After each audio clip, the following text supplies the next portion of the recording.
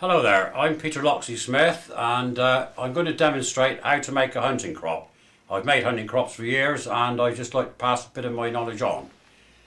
First of all, we've got a bit of a modern twist. I use a synthetic material, whereas at one time, of course, they used to use whalebone, and it's very difficult to get these days, so that is why we choose to use this, well at least I do. It's very flexible, it won't break. Okay, so now I'll show you how to plat one up, and it's going to be a lady's crop, okay?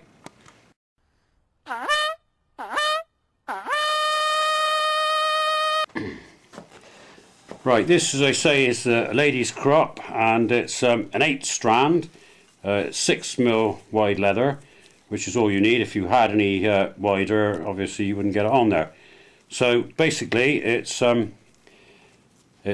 take that there, under 2, over 2, pull it tight, under 2, and over 2. And so on and so forth. Right, now as you can see, I've come up here with the plat and I've tied it off here, I've tied it off there, and now I need to wet this, and I'll show you what I do from there. We then roll it to push the strands in nice and tight.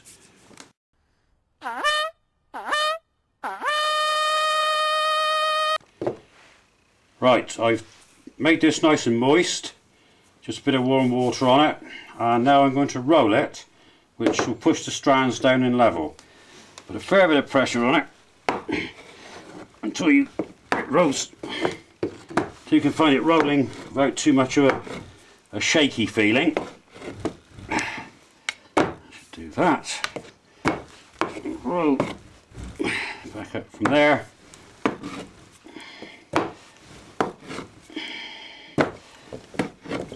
Right, that feels not too bad. And then I can now take my Stanley knife and cut this round as level as I can to fit the keeper on.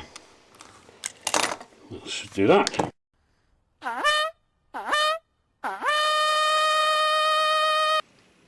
Right, this is a beaded nickel silver collar, and it's 16mm, which is typical for a lady's, which obviously tapers down. That's 16mm, and that's about 18 to 20mm there. Right, so I slide them from the bottom up. That's where the keeper will eventually go. Slide that up there. Now this has got this antler. I've just bored it out to show you. There, I don't know if you can see. That's the pith in there. My dog loves that, so that actually slides there, and then this will be cut off here, and I will trim it to slide inside the collar, and this will be cut off.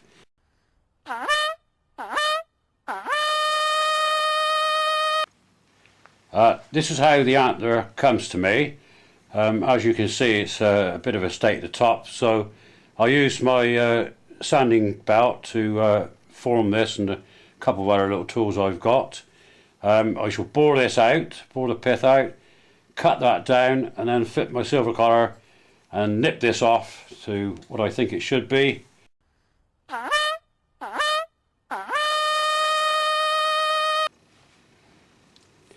This is how I grind it down. This belt goes that direction, and you grind it round and round, and then gently look at it, and it will actually then fit into the nickel silver collar. Before I actually do that, I put the crosses on, which are for added grip.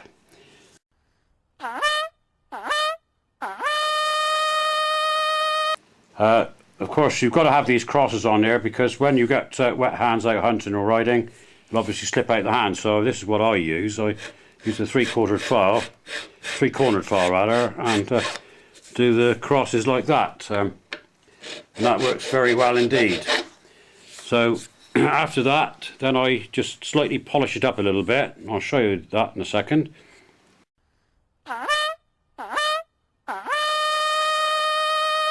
Alright, I use this machine here. I'll just start it up a second and you'll see why I can't talk with it on.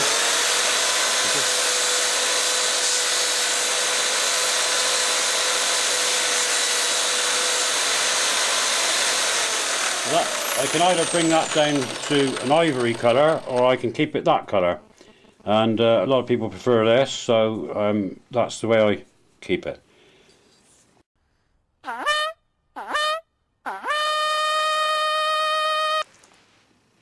Right, well, after I've done all that, and I've checked it will fit inside of there, I would epoxy resin this, and epoxy resin this collar about there to hold it to the leather.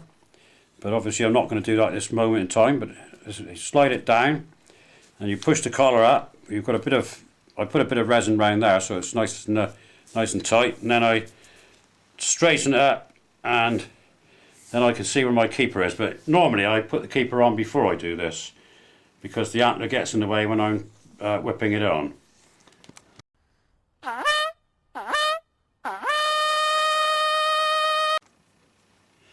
Right, this is one I made earlier. I mean, this is the one you saw me plaiting up just now. The collar's fitted and it's resined on, and I've whipped on the keeper, which is in this case is a stitched leather keeper, and I've got a keyhole. Yep. So I've got I punched a hole in here with this punch, and then I've cut a slit, a couple of little slots, and we call this a keyhole. And then you fit your thong through there. It does work quite well, actually.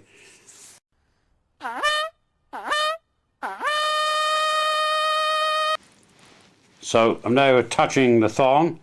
I'm not going to pull it right up tight because this isn't actually the thong that goes with this one. But anyway, as you can see, I've got it through there, and I just draw it up.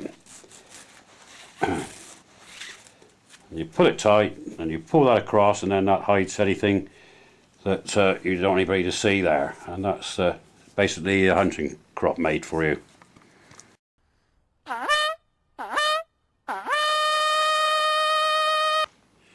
Right, this is the lash that people seem to charge a heck of a lot of money for. I really don't know why, but all it is tent guy rope. You can get it in a multitude of colours.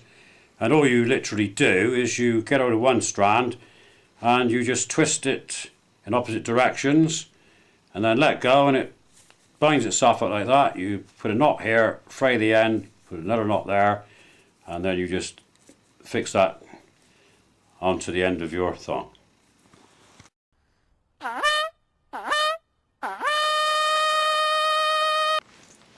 So here we have a finished crop. In this case it's that gents one I was messing around with earlier.